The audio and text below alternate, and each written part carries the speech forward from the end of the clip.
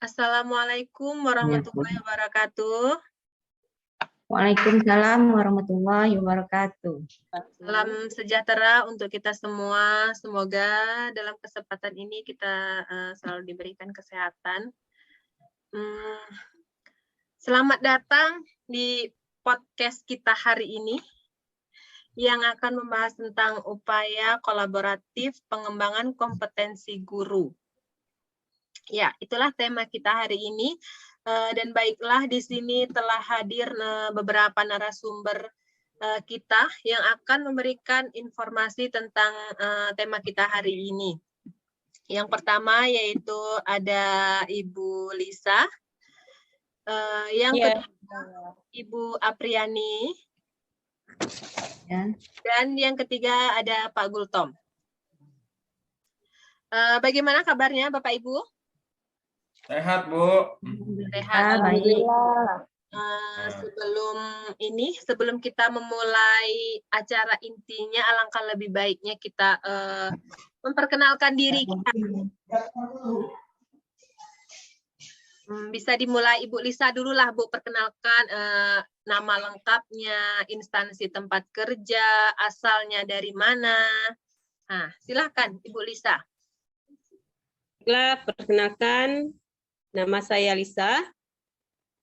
Instansi tempat kerja saya yaitu di SD nomor 47, Kotorami, Kecamatan Lembah Mesura.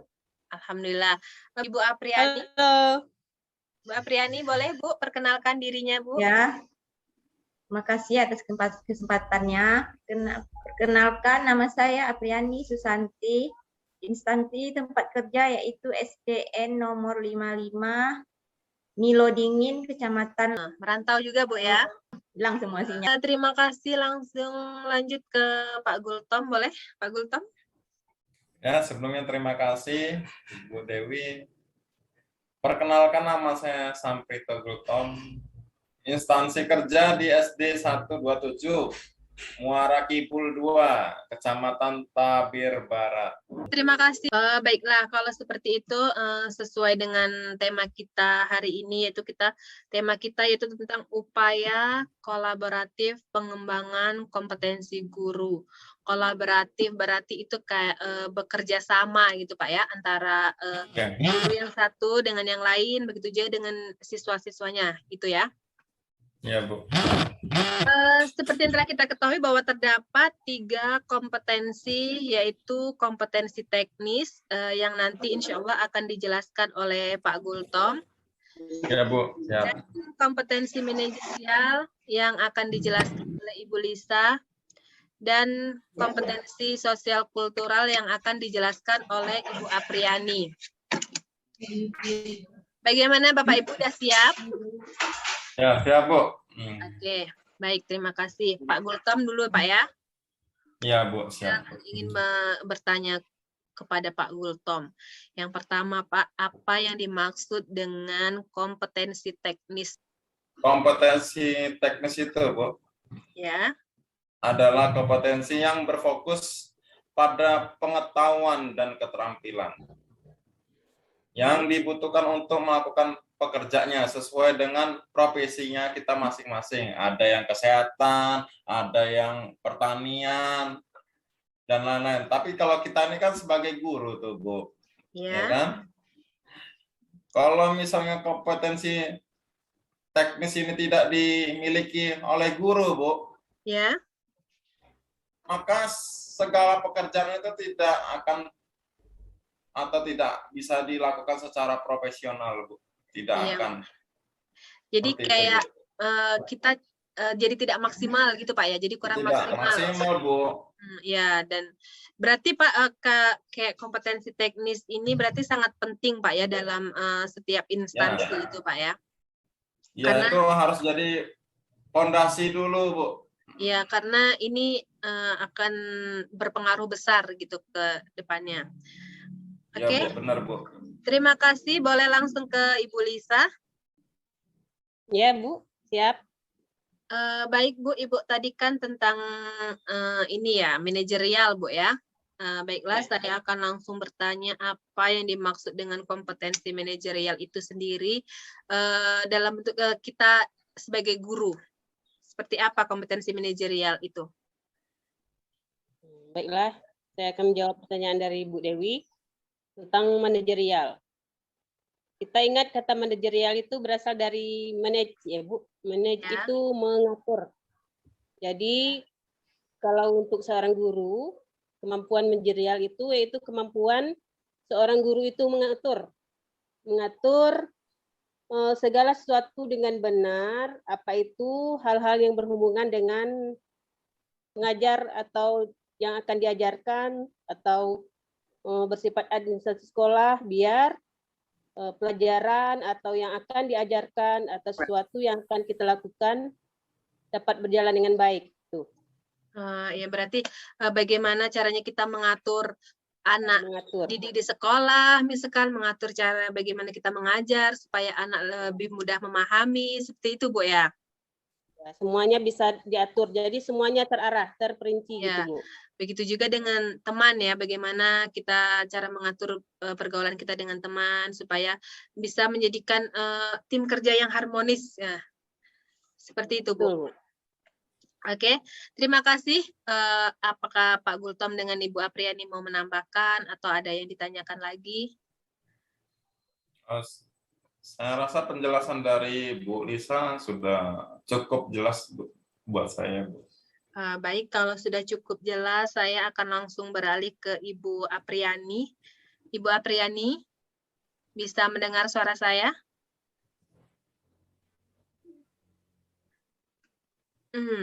Baik, Ibu Apriani. Halo Ibu. Baiklah. Iya, Bu. Oke. Sudah bisa mendengar suara saya, Bu? Sudah. Baik Bu, langsung saja. Gangguan, Bu. Ya, apa yang dimaksud dengan kompetensi sosial kultural itu, Bu? Coba sedikit jelaskan Ya, kepada. terima kasih, Bu. Saya akan menjelaskan tentang kemampuan sosial kultural, yaitu kemampuan untuk berinteraksi dengan semua anggota di sekolah, misalnya pada guru, berinteraksi dengan siswa, dengan kepala sekolah, dengan orang tua murid, Ya. dengan masyarakat juga, untuk menjalin hubungan yang baik. Ya. Jadi Bu, yang sosial itu kan menjalin hubungan antara guru dengan masyarakat, dengan teman, dengan siswa, guru dengan teman sejawat dengan guru dengan masyarakat, dengan orang tua murid. Ya. Jadi Bu, kalau kayak terjadi. Ya, sosial kultural ini berarti juga sangat penting, Bu ya.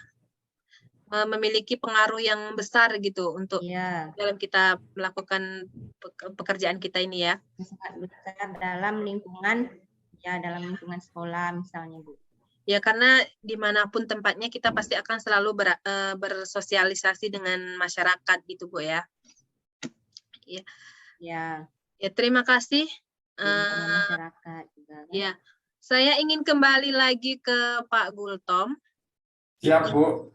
Untuk pertanyaan yang kedua, Pak Gultom, bagaimana cara kita ini mengembangkan kompetensi teknis ini di sekolah? Nah, bagaimana cara-caranya?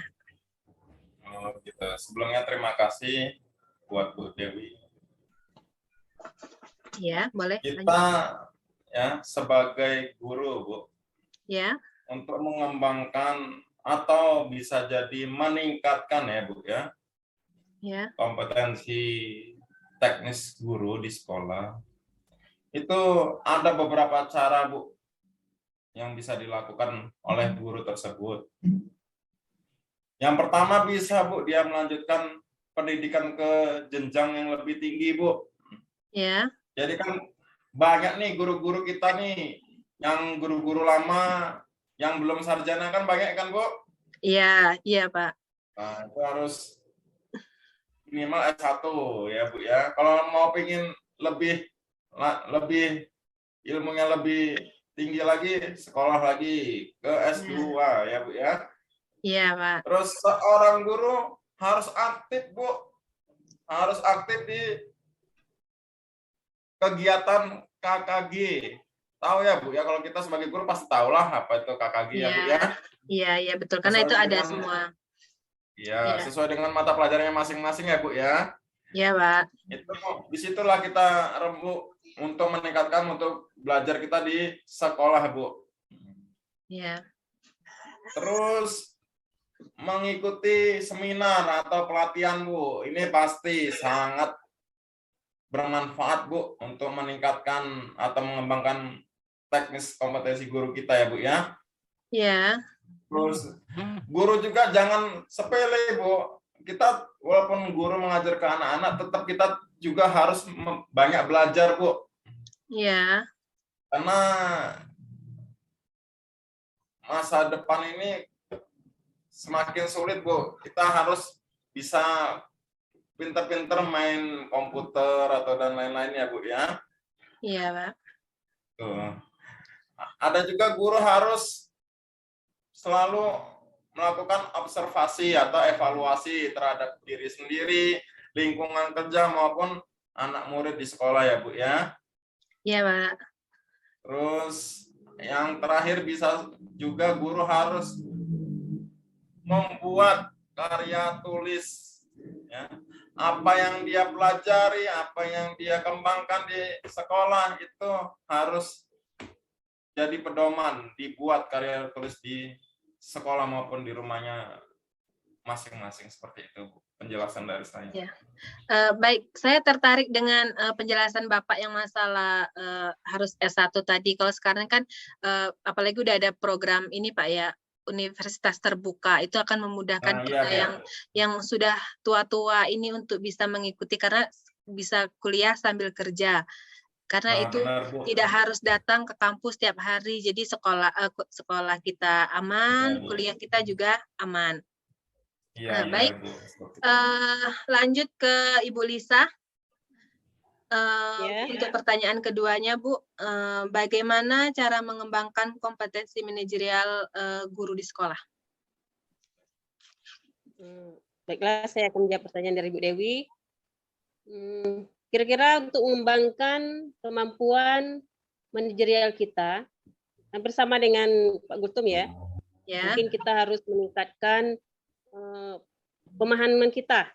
Apa saja itu, bagaimana caranya untuk meningkatnya, seperti boleh kita mengikuti berbagai program-program kinerja guru atau KKG. Di situ kan kita akan membahas apa saja yang diperlukan untuk memanajerialkan sekolah kita. Bisa itu membahas tentang perangkat ngajar seperti RPP gitu, silabus dan lain-lain. Di situ kita bisa, kalau belum kita bisa belajar dari sana. Selain itu kita juga bisa dari media sosial. Media sosial dengan mudah kita bisa mengembangkan kemampuan kita, mempelajari semua yang ada di situ selain dari buku yang ada di dalam sekolah. Dapat juga melihat dari media sosial ya. Dengan pelatihan. Mungkin itu saja dari saya. Bagaimana caranya meningkatkan kemampuan. Iya, Bu. Terima kasih Ibu Lisa atas penjelasannya. Bagaimana Bapak Ibu jelaskan apa yang dijelaskan oleh Ibu Lisa? Jelas sekali. Baik, ya, terima kasih. Lanjut ke Ibu Apriani ya Bu. Di sini saya ingin bertanya bagaimana cara kita mengembangkan kompetensi sosial kultural di sekolah Bu. Ini juga salah satu yang paling penting soalnya. Ya, untuk mengembangkan kompetensi sosial kultural di sekolah ada 3 aspek yang kita gunakan. Yang pertama adalah aspek kognitif, yaitu mengenai pengetahuan, pikiran. Yang kedua adalah aspek afektif, keterampilan. Sedangkan yang ketiga adalah aspek psikomotor, yaitu sikap atau tingkah laku siswa tadi. Dari aspek yang kognitif tadi itu ada terdiri dari pengetahuan, kita menilai pengetahuan siswa, sampai di mana pembelajarannya. Yang kedua pemahamannya, untuk pemahamannya atau menginterpretasikan pelajaran tadi. Yang ketiga, aplikasinya. Bagaimana cara dia menjawab soal dari pelajaran yang kita jelaskan tadi. Itu contoh dari kognitif. Afektif tadi kan itu adalah keterampilan. Bagaimana berhubungan dengan aktivitas fisik seperti misalnya lari, melompat, melukis, menari, dan sebagainya. Itu kita nilai dari keterampilan atau aspek afektif. Sedangkan yang ketiga adalah yang aspek psikomotor, sikap atau tingkah laku. Kita dapat menilai dari bagaimana sikap siswa kita tadi, misalnya bagaimana dia datang ke sekolah, apakah disiplinnya kurang. Nah, dari situ kita mengambil nilai sikap atau psikomotor anak tadi. Bisa juga dari tingkah lakunya, sering kelahi misalnya Bu, sering melawan kepada guru atau orang tua. Di sanalah kita mengambil nilai, macam nilai itu kan tertuang di dalam nilai pengetahuannya, nilai keterampilan, dan nilai psikomotorik tadi. Dapat terlihat di dalam lapor siswa-siswi kita. Demikian Bu penjelasannya. Iya, terima kasih Bu. Berarti kalau banyak sekali Bu ya cara-cara kita untuk mengembangkan kompetensi sosial kultural ini di sekolah Bu ya. Yang nantinya akan bisa membawa dampak baik untuk murid kita gitu Bu ya. Ya, boleh langsung kembali lagi ke tadi kan bisa dikembangkan. Iya, boleh kembali lagi ke Pak Gultom untuk pertanyaan terakhirnya Pak. Ya. Apakah sekarang ini sudah direalisasikan di sekolah Bapak yang mengenai kompetensi teknis itu tadi? Maaf Bu, sekali lagi ulangi Bu pertanyaannya Bu, kurang jelas. Apakah kompetensi teknis tadi itu sudah direalisasikan di sekolah Bapak? Ya jelas, sudah direalisasikan Bu. Ya. Sudah kurang lebih 6 bulan lah Bu, sudah kami jalankan itu Bu, yang saya jelaskan tadi. Ya berarti. Walaupun baru-baru, yang penting kita masih tetap belajar untuk pengembangan diri Bu. Iya Bu, iya Pak, kan kita belajar sedikit demi sedikit demi kebaikan Pak ya. Itu juga Iya, karena itu juga menjadi salah satu tuntutan kita sebagai seorang guru, kita harus bisa gitu ya. Iya Bu. Baik, lanjut ke Ibu Lisa lagi Bu untuk pertanyaan terakhirnya. Ibu Lisa bisa mendengar suara saya? Ya, Bu Dewi. Oke Bu, saya akan bertanya kepada Ibu untuk pertanyaan yang terakhir Bu ya. Apakah sekarang ini Bu, yang kompetensi manajerial itu sudah diterapkan di sekolah Ibu? Terutama Ibu lah, Ibu sendiri, apakah sudah menerapkan hal itu atau belum? Alhamdulillah, untuk kompetensi manajerial sudah saya terapkan di sekolah, di mana semua berkat-berkat sekolah, mulai dari awal gitu, pembuatan RPP, silabus, dan materi-materi lainnya sudah saya siapkan untuk mengajar, karena tanpa manajerial kita, anak-anak akan susah. Ya, kita yang akan melakukan pembelajaran pun akan susah, tidak teratur gitu. Tumpang tindih nantinya. Apa yang harus dilakukan di awal dan di akhir gitu. Jadi semua yang kita lakukan harus termanage. Ya, karena begitu, Bu. Nanti kalau misalkan itu tidak bagus, nanti juga hasilnya juga tidak akan maksimal seperti itu, Bu ya. Jadi kenanya dievaluasi nanti, Bu. Iya. Jadi semuanya evaluasi harus akhir anak akan susah karena tidak terarah gitu. Iya Bu, iya. Baiklah, untuk yang terakhir Ibu Apriani. Ibu bisa mendengar suara saya, Bu? Ya, baik, terima kasih. Ini pertanyaan terakhir, Bu ya. Apakah sekarang pertanyaan yang sama ya, Bu? Iya. Iya, Bu. Apakah sudah terrealisasikan? Ya.